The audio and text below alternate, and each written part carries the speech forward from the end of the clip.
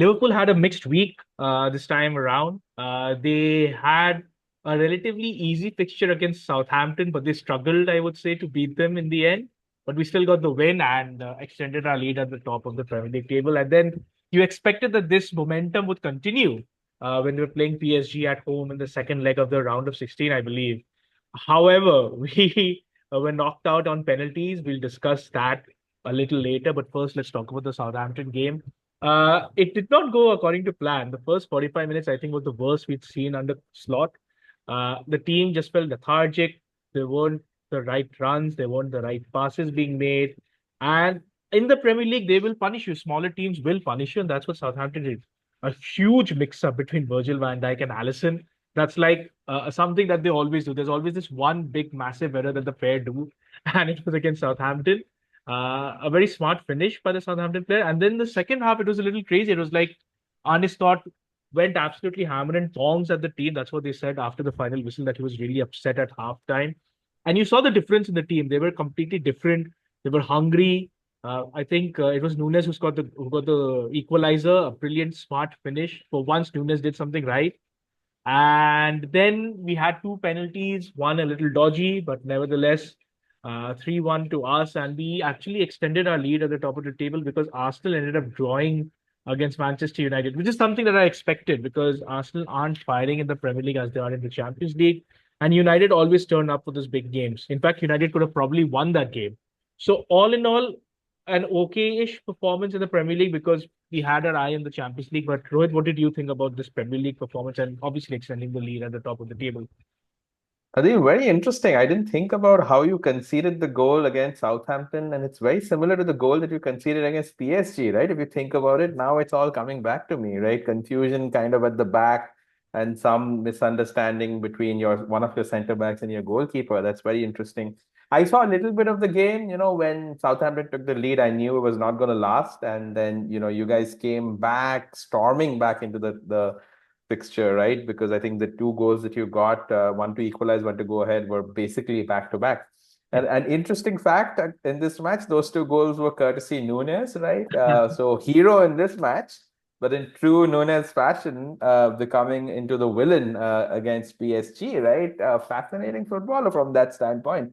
So those are the two interesting takeaways from my perspective. Yeah, so the funny thing about that PSG game, I think we can discuss it now also, is that Nunes should have started. I have no idea why Arne Slot did not want Nunes to start because of all the players that we have in the team. I think Nunes is the one who's the most based on confidence. Like he needs confidence to perform well. Now he's done so well against Southampton. And we also discussed this in the previous pod that Liverpool did not have any outlet center forward in that away leg against Yeah, PSG. and even in the first leg, right, he was crucial in you guys getting the winner Yeah. over So PSG. that's another thing we'll discuss about Arne Slot, and he has certain things that he needs to work into. But then let's talk about the Premier League and how quickly Liverpool could potentially win the league now because it's I think what's the lead? It's 15 15 points or points something. Yeah. having played a game extra. So I was just looking at the matches that we have, and there is actually a real chance that we could win it in the next 5 games. I think we just need 5 wins or something. So we Yeah. play Newcastle in the EFL Cup. So after the international break, we've got Everton, which is a bit of a dodgy fixture because David Moyes' team will look to hit us on the counter. They'll probably try to get a goal, maybe hold down to a 0-0. Then we've got easy-ish fixtures. Fulham away, West Ham at home, Leicester away, Spurs at home, and then we've got Chelsea. So the Chelsea one is not easy. I'm just saying that It it's is. no. It is. So I'm just saying that it's possible we could wrap it up by the time we play Tottenham, simply because I do see Arsenal dropping a few more points, and with Arsenal now going into the next round of the Champions League where they face, I don't know, dark arts Real Madrid or something after that Julian Alvarez penalty. Uh, so they'll be, I think, concentrating on the Champions League and hoping to break that duck, and they'll probably rest a few more players to care for that. And then, yeah, that could actually help us. So I think the next 4 or 5 games we'll wrap it up. What do you think? Yeah, I was going to ask you that, right? I think you guys can probably wrap it up pretty quickly, especially if Arsenal keep dropping points like they are. And teams seem to have figured out Arsenal in a way, right? They drew at Man United. Before that, they drew at Nottingham, right? They're having a very tough time breaking down teams. And, things look good for you. I'm just interested in, when we'll start making episodes about, the championship winning Liverpool team. So that's what I'm looking forward to. Yeah, the funny thing is that once we got kicked out of the FA Cup, it was a treble, and then we got kicked out of Europe. It became like, oh, Liverpool are only going to win two trophies. How is that going to be for Slot? They're looking for a quadruple. What people seem to forget, especially the rival fans, is that most Liverpool fans did not think we were going to win the Premier League. My prediction was a top four finish and a cup, if you remember, Mm. Yeah, because we yeah, didn't yeah. sign anybody.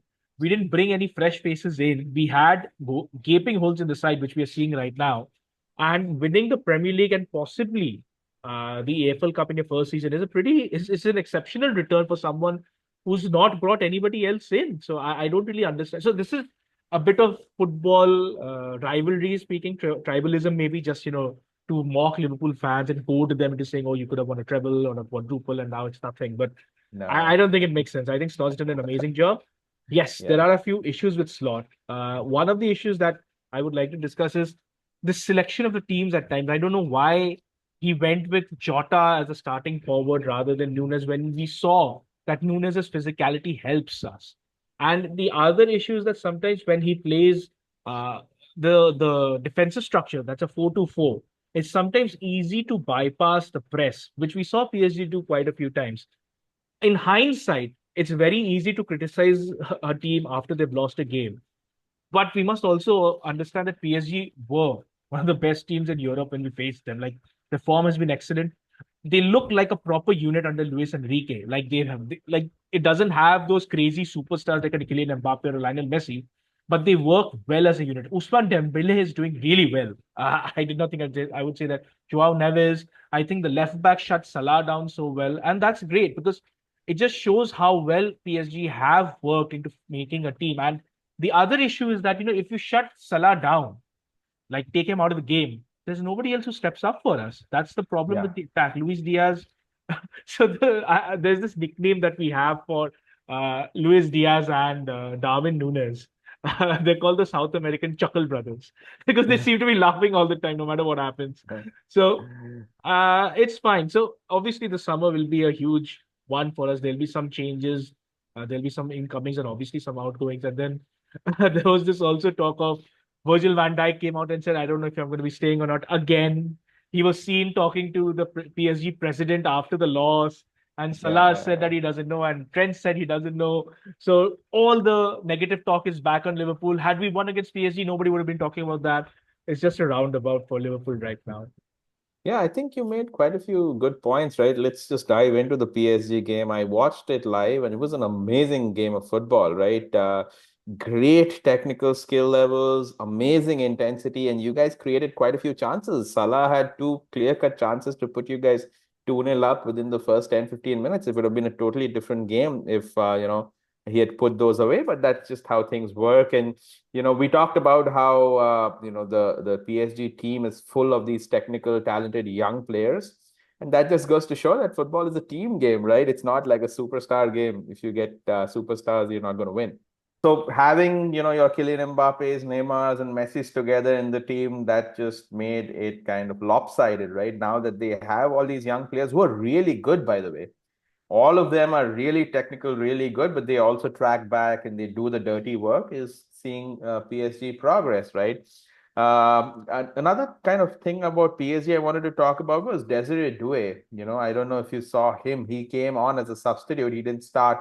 Bradley Barcola, one of the French kid who's really talented, he started, and then Desiree Doué came on. He's also a French young talented kid, but that guy looks like the real deal, man. His close control, decision making is just amazing. So I think PSG have done a good job building the team around these young players.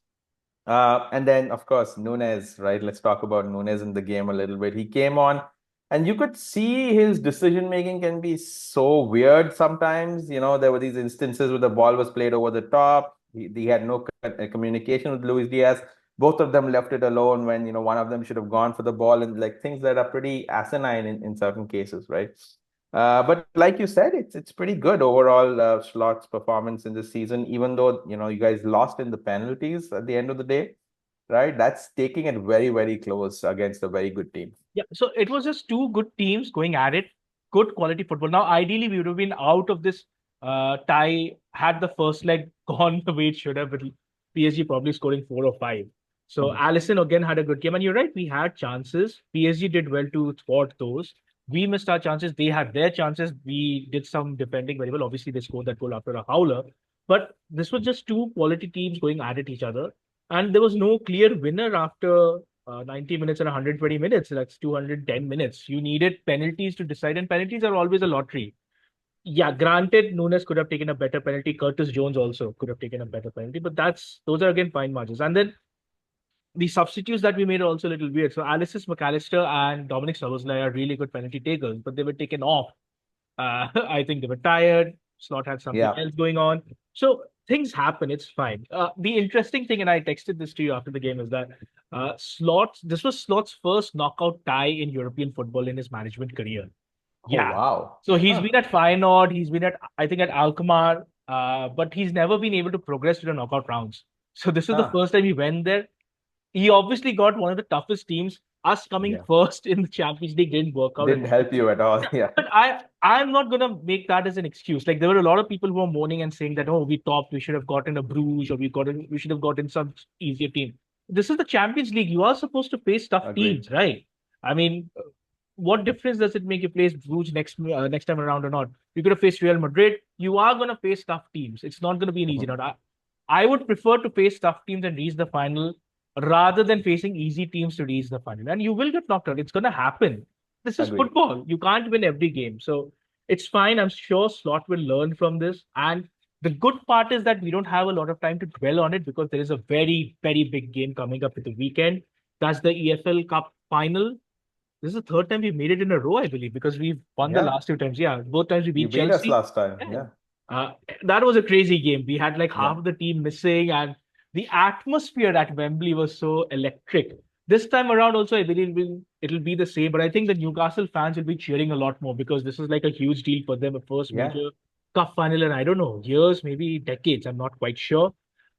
In the fixture that we played against Newcastle a couple of weeks back, we beat them easily 2-0. However, I think that'll be a different story because Isak is back. Yeah. And also we won't have Trent. He's injured. Konate should be back, but he was substituted because of tiredness. And it'll be interesting to see what we do with the forward lineup because Cody Gakpo came on against PSG, and you could see that he's really injured. He still hasn't recovered. He was hobbling around. He couldn't press. He couldn't run. So it means the Chuckle brothers and or Jota will start. Just wanted to end this by bringing up Federico Chiesa. 11 million pound signing, supposed to be someone who like there was talk of like this person. What a great signing this is. He could maybe replace Salah. It's a no loss kind of deal for Liverpool. He can't get a few minutes in a game where we need a goal against PSG, a tired PSG. I don't know what that says. So why would Slot keep him on the bench if he's not going to use him? That just Yeah. baffles me. You'd rather than keep a youngster who you want to play, right? I mean, why not bring him on? He didn't even bring him on against Southampton, I believe. I So think the Chiesa thing is interesting, right? I think he's just not up to the intensity, right? I think we saw that. I think against you lost to some championship team, Liverpool, right? In the FA Cup, yeah, and he was Liverpool. horrible there. Yeah. He gave the ball away multiple times. I think managers sometimes need to feel secure. If they put somebody on the ball, they don't want him to make like some bad error, lose the ball, especially against a team like PSG. Maybe that's it. Maybe he needs one more year. Maybe he'll come good next year. He's still relatively young, but he's clearly not trusted. You just use the Liverpool term. Next year is our year. But you guys are becoming champions. Hey, I wanted to talk about Luis Diaz. He had a pretty good game against PSG. I think he definitely at least his SOFA score is 7.7. It's the highest among all your strikers. So I think he's not as bad as Diaz. Diaz sometimes makes very bad decisions, but I Nunes. think I yeah, think you meant Nunes. Nunez. Sorry. Yeah, Luis Diaz is not as bad as Nunez. So that's interesting. Let me ask you, who do you think will survive, out of these guys, Nunez, Jota, and Diaz in the team next year? Out of the three, Salah is a separate question. I think Jota has the best chance of surviving simply Hmm. because he's lethal in front of goal once he's fit, if he's fit. Nunes is Hmm. a goner. It's a hundred Hmm. percent guarantee. There is no chance we're keeping him. He's too much of a liability to keep in the side and it's too inconsistent. Diaz also, I think, is a goner simply because his end product is not there. There is no end product. Like so earlier there was this Joga Bonito kind of thing that he used to do, Ronaldinho-esque, I would say. That's gone ever since he got injured against Arsenal. Hmm. I think he picked up a knee injury and then he's not been the same. I think it would help him also going to a league which is a little less intense. Spanish Hmm. league, maybe. A little more technical, maybe. You've seen Anthony is balling in the Spanish league, right? So Jota will be scoring 40, 50 goals at that rate. But jokes aside, I think there is a possibility that all three could leave. I think only Hmm. Gakpo and Salah are secure. Federico Chiesa, I don't think will be there also. I think we'll keep Jaden Dance and we could use him because he has impressed Hmm. every time he's come on. But so this just showed that we've been talking about, or I've been talking about the defense for so long that we need a left back, we need a centre back, we need a defensive midfielder. Now it seems we also need two left wingers, or Hmm. maybe a left winger, a right winger, and two centre forwards. It's that bad for Liverpool. So 6 players, 7 players. I don't think that's going to be a possibility with FSG in charge, unless we end up signing 6 players, all of whom cost 10 million each, which is impossible. So It's gonna be a big summer, I think, for you guys, especially because I don't know if you heard the news, like Arsenal are supposed to have a war chest for the summer, like 200, 300 million. They have a new director of football or something that they got from Atletico. yeah, So there's gonna be a lot of competition for the big names. so that's where I hope Richard Hughes, Arne Slot, and the team comes into play because we've seen clubs like Brighton, etc., bring up players who aren't as big names. They come on a budget and they do really well. Carlos Baleba, we've seen Caicedo, we've seen a lot of other players do well at the club, and then they move on. So we should see. This is the thing. We should be using our links to try and get players from the Dutch league, or we should be using Richard Hughes and using or getting players from the Championship. That's why we bought them in. I think that's what it will be. I think it'll be a bit of a mix. So for certain positions, we need the finished product. Like the striker, we need a finished product. We can't use somebody who's going to learn the ropes at Liverpool. But for other positions, like the defensive midfielder, we can get somebody young in because we've got somewhat kind of cover. Same thing for the left wing position if we keep Jota, Gakpo, etc. So it's going to be a very interesting summer regarding the ins and outs for Liverpool. But at least one club is doing some sort of work before the transfer window even opens, and that's your club, Chelsea. Again, you've signed. Who is it now? I don't know. Who's the player? Oh, Geovany Quenda, but yeah, not this year, right? He's gonna join us next year. Yeah, 2026. So this entire year he's gonna spend, at Sporting. So Chelsea's basically put all their cards on the table, right? They're only going after 17, 18 years old with a lot of potential, but we know what's happening at Chelsea. Yeah, we'll cover that, but let's just talk about how we are playing currently, the kind of sleep-inducing football that's happening. So if I told you Chelsea had two matches back to back at Stamford Bridge against Southampton and then Copenhagen, and how many goals do you expect a team like Chelsea to score in those two matches? It's definitely going to be more than one per game, right? But unfortunately, that's not what happened. We did win. Okay, we'll give you that. We won 1-0 against Southampton, the team that's like rock bottom, at home. And then we won 1-0 against Copenhagen, given, Copenhagen are one of the better teams in Denmark. A lot of things happen. I know, Adim, yeah. you sent me that link where basically Maresca is saying something like, if Enzo had not passed back, I would have taken him off. And if the goalkeeper kicks long, I'd take him off too. The second part of the sentence makes sense. The first part, I don't know. So seems like the game plan from Maresca is to go all in on possession ball, right? The sleep inducing, slow passing and breaking teams down. And that's what you get, right? You won't be able to break teams down that much because you don't really have like an amazing, front three, right? Palmer's form has dipped. He missed a penalty at Southampton. A huge jinx has been put on him, it seems. He's missing penalties. He's overcooking shots. He's not passing the right things. He needs a break. He needs a time off. He needs to cool down. And, cold Palmer is not cool anymore, which is interesting. And so we just don't have those players who can break down a decent low block anymore, right? Maybe, if we'd got Michael Olise in the summer or something, that it would have been different because his end product, his creativity is on a different level, but we don't have him, right? So you could say that Maresca doesn't have the personnel at his disposal, but that's what a manager is supposed to do. He's supposed to make your team play the best kind of football with the people that you have, not some idealized version. I was just thinking about it. There was a video about Maresca before the season started where he was explaining football like chess. I think he's totally forgotten that football is actually not chess. It is football.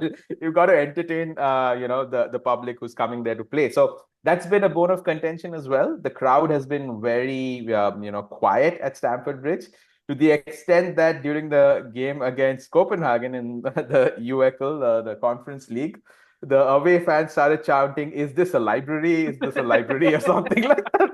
But you can't help it, right? Even when I'm sitting at home comfortably on my couch, right, I'm feeling sleepy, right?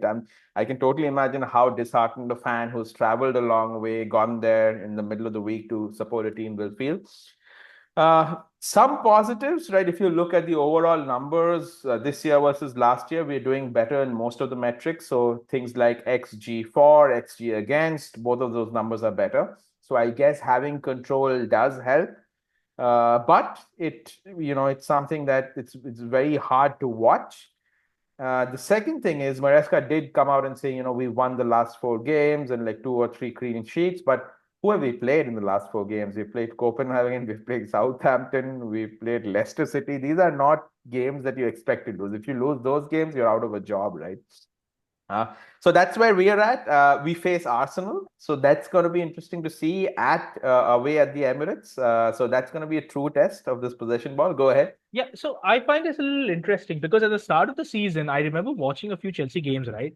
And it wasn't this boring, it wasn't a lethargic Chelsea, and it wasn't certainly somebody or a team that's trying to control possession so much, like stifle the opposition, like make them go to sleep and then pick up the win. It's like a UFC thing, you're choking the person out rather than knocking them out with punches. So I don't know why this change has happened with Maresca because So you that's a guys. very good point. I think this is my theory. You brought a very good point. My theory is that kind of transitional quick football is what Poch likes to play, Mhm. right? And it takes time for a new manager to completely embed his ideology onto players. So I think, that quick football was still remnants of Poch's methodology. And now that he's had time with the team long term, that's what we have now. This is his blueprint of playing. We know that this is exactly what he did at Leicester. Leicester fans started booing and got mad, and the same thing is happening at Chelsea, right? So here, this is not a criticism against Maresca. This was well known. This is the kind of football he plays. This is more a criticism again against the sporting directors and the owners, right? If you're going to buy somebody, buy a manager or get a manager in who has a specific type of football that he plays, and when he plays that, fans shouldn't be surprised. The sporting directors shouldn't be surprised. The problem, Adim, is this, right? We're not even getting results now. Okay, last 3 or 4 results have been basically papering over the cracks kind of a thing. Arsenal is again going to be a return to, a reality check for us. I'm pretty sure we're losing, right? Because this is the interesting thing, Adil, because what we tend to do is we go to all these teams that are, really bad form, have not been able to win, and we give them easy wins. Because it's so easy to kind of outmaneuver Maresca now, because we saw what he did against Man City. At that point of time, everybody had been beating Man City. We tried to dominate possession, we tried to play with a high line, and then they basically hit us on the counter and hit us, behind the defensive line. Go ahead. You had something to Yeah, say. no. So I don't think that it's going to be that simple, like you're saying that it's Arsenal is going to win. I think Arsenal are there for the taking. See, it's easy for them to beat PSV Eindhoven 7-1 and then 2-2 as a draw or whatever it is. But when it comes to the Premier League, it's a different story. And Chelsea versus Arsenal is a huge derby. I'm sure the Chelsea players, irrespective of Maresca's tactics, they would not want to lose this game. I'm not saying that you might go and get a win, but I'm sure there'll be a few Chelsea players who will want to put out a message and say, hey, look, fine, whatever. And the other thing is, Arsenal are there for the taking in terms of the Premier League table also. You guys are just, what, 6 points behind them? So, Yeah, I think 5 or 6. six Yeah. points, 6 points. So you're on 49 and they're on 55. The fourth place, you need to keep that fourth place or at least the Champions League places. I think actually the top five can get the Champions League spots. So I think that kind of pressure is there on Chelsea, and I think they might perform. I'm not saying it's going to be a gun ho, amazing end to end basketball kind of match, because we've seen basically it's going to be a Chelsea team that likes to keep the ball versus an Arsenal team that wants to score from corners. So it's going to be, it could be a drab affair, 0-0, maybe a 1-0. But I actually see Chelsea getting something from this game for sure. If you'd seen the matches that we played, the 1-0 wins that we've eked out against Southampton and Copenhagen, I don't think you'd have that But the confidence. Arsenal are doing the same, right? I mean, the Premier League, you see the last three results. They've done nothing. They should have lost against United. They lost to Mhm. West Ham. And I think who did they draw against? Nottingham Forest. Nottingham Forest, right? So Mhm. they did nothing in that game also. They've got no attackers. Martinelli has come back, but they'll still start with, I think, Trossard, Merino, and who's the guy on the right? Uh, Enweri. yeah. Sorry, I might have pronounced that wrong. So I don't think Arsenal's going to do anything against Chelsea. I think it's going to be a drab 0-0, but it's going to be a really good game. I mean, in terms of the storylines and everything. Possible, but let's quickly touch upon that player that we've signed. This is Yeah. like the 251st left-footed right winger that we've signed since the last 3 years. I don't know what we're going to do with him. Geovany Quenda, right, Yeah. 17 years old, turning 18 for 45 to 50 million euros. We basically swiped him under the noses of Man United because he plays for Sporting, and Ruben Amorim really wanted him. So he's definitely a really good player, attacking, very quick, very skillful. But how many of these players do we want to stock up? Right? We have Estevao Willian coming in, we have Kendry Páez coming in, we have Pedro Neto already in the team, we have Madueke in the team, all these left-footed creative players. So it's pretty obvious what they're going to do. They're probably going to, bring him in 2026, loan him out to Strasbourg, and then maybe sell him on, or keep him based on what the cards are like. So this is a huge problem, right? Because a team needs to back somebody, right, for somebody to succeed. You can't just have like a conveyor belt of, hey, okay, if you work for half a season, we'll either put you in the team or we'll sell you away. I don't know. I don't think this is the right way to do it, but we've gone ahead and done it based on our model. Now it's becoming predictable, right? It's not even funny or surprising. So that's basically what's happening. Yeah, so you guys are being run as a business. It's as Yeah. simple as that. So a top four finish, I think, is all that Maresca needs to continue. I think the team will be happy. I think it's the same. I think it's a similar kind of thing that FSG are doing with us. You see that, they try to keep the expenses to a minimum. They never really talk about like openly saying that, we're going to strengthen the team and this and that. Like Arsenal have got a war chest. We never get to hear that. We've been hearing about a war chest for 4 or 5 years now, still waiting for something to happen. And I think FHG got their fingers burnt with that Nunez signing. I think Yeah. they've learned their lesson. They're like, we're never going to spend 20 million on a player. Let's keep it 15. But these Americans, I don't know what they think football is. It's not how American sport is. I just don't understand why they believe it's going to run like that. Yeah. I think that's probably the last thing we want to talk about, but I quickly wanted to touch upon the England squad that's gotten announced by Oh, Thomas Tuchel. Not for long, but I just wanted to talk about the fact that Jordan Henderson is back in the fold. 34, 35-year-old Jordan Henderson is currently at Ajax, right? And I think Tuchel has come out and said, like, Jordan Henderson and Dan Burns and players like this create a great atmosphere, which I agree with, but you shouldn't, with 1 year to go for the World Cup, you should be worrying about the atmosphere. You already have people who are experienced. You have Harry Kane, you have Declan Rice, you have all yeah. these leaders, right? You have Jordan Pickford, who's been there for the longest time. I don't see, why you need to bring back people who are past their prime. Just think about it. I mean, like, do you think like Jordan Henderson a year from now will be able to hold a candle against the Spanish midfield or the French midfield, or for even Brazil or Argentina or any of these teams? It's very disappointing. I mean, I guess we kind of now see why no club wanted to get Tuchel. I think he's become like a dinosaur too. I don't know. That's very disappointing. Tuchel is like the German Southgate. I don't understand Yeah. what this logic is. Why would you bring Henderson back? Like he's not. It's not like he's performing at a top four Premier League side, and he's put in performances that say that no, let's bring him back into the side. No. It makes no sense. Like this is ludicrous. And bringing him in sends the wrong message. Like there's so many other players. Like I think you Oh messaged about yeah. Adam Wharton of Adam Palace. Wharton, Conor Gallagher. Conor Gallagher Conor just Gallagher's been scored, doing right? Yeah, the exceptionally well at Champions League. Atletico. Yeah. So what these people will be thinking, what do I need to do to get into the England side? I think that's why Ben White took the right Nothing. decision. He said, I don't want to Yeah. play for England because Agreed. he won't be selected simply because the big Mm, names will be there. So mm. I don't know. So the next World Cup, I think England will get knocked out in the group stages if it continues like this, no matter what it does. Oh my God. Yeah.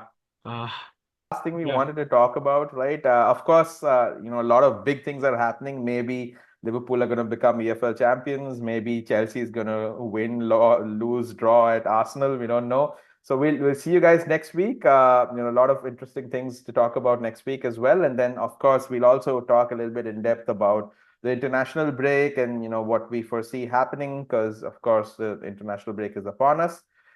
With that, please like, share, comment, and subscribe to our channel. Let us know what you like. Let us know what you think about Thomas Tuchel, Chelsea again stockpiling teenagers, Liverpool and Nunez, and who will win the EFL Cup. And then keep following us. Bye bye. Bye bye.